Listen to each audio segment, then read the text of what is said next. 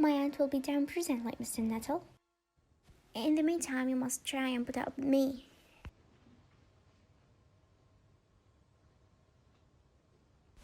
It is very kind of you to wait with me.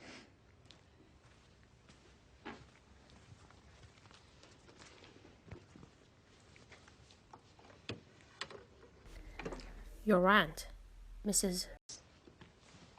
Sappleton. I'm looking forward to meeting her. Do you know many of the people around here? Hardly a soul. My sister was staying here at the rectory, you know, some 4 years ago, and she gave me letters of introduction. Oh. Oh, Then you know practically nothing about my aunt. only her name and address.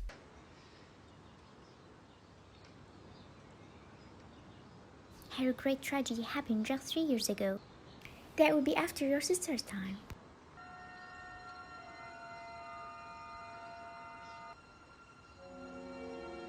You may wonder why we keep this French door open in such a cold October afternoon. It is quite warm in the time of the year.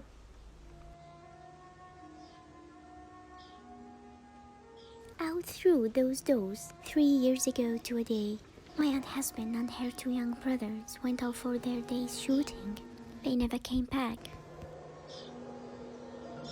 Crossing the moor to their favorite snip shooting ground.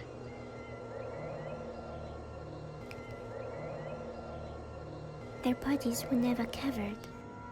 That was the awful part of it. A grave, no marker.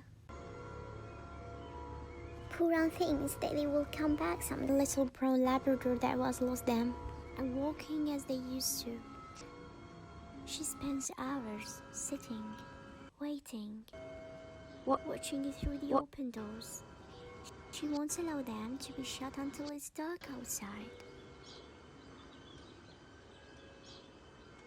Oh, I'm sorry. Do sit down, Mr. Nasam.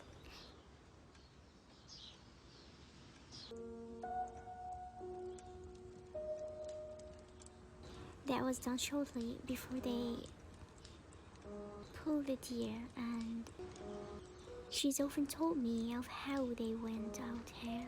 Husband with his waterproof coat over his arm and running her eldest son tasting her. The tea better be ready when we return, Mama. Wolfie be hell to pay. Do you know, sometimes I'm still quiet evenings like this. I almost get a feeling that they will all just walking through those doors.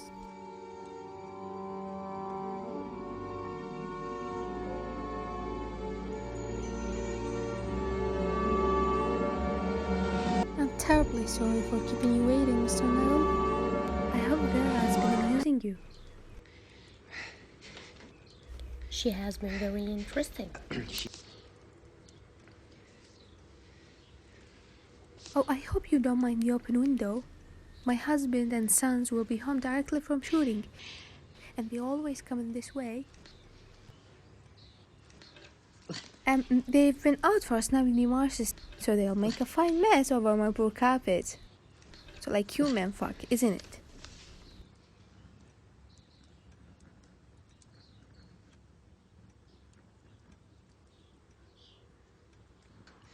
They call it nervous exhausted. It's in the family. As you know, my sister. I seem to remember your sister. Yes. Sweet lady.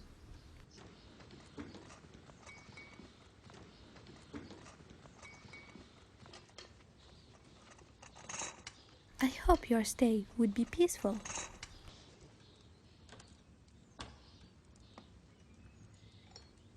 Are you a shooting man, Mr. Nuttall? Oh, just a little. The doctors agree in ordering me complete rest and absence of mental excitement and avoiding of anything in the nature of violent.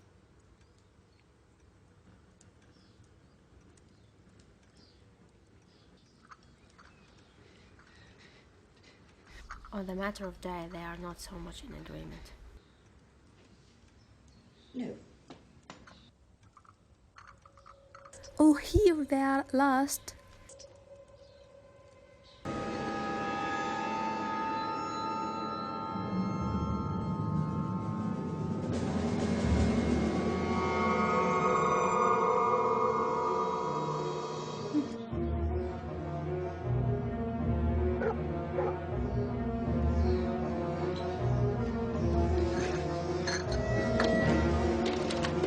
The tea better be ready, Mama.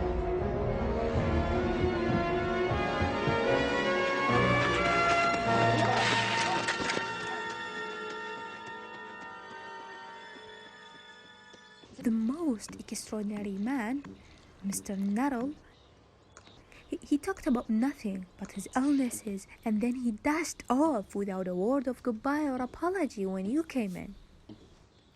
I expected it was Labrador. He told me he had a horror of dogs.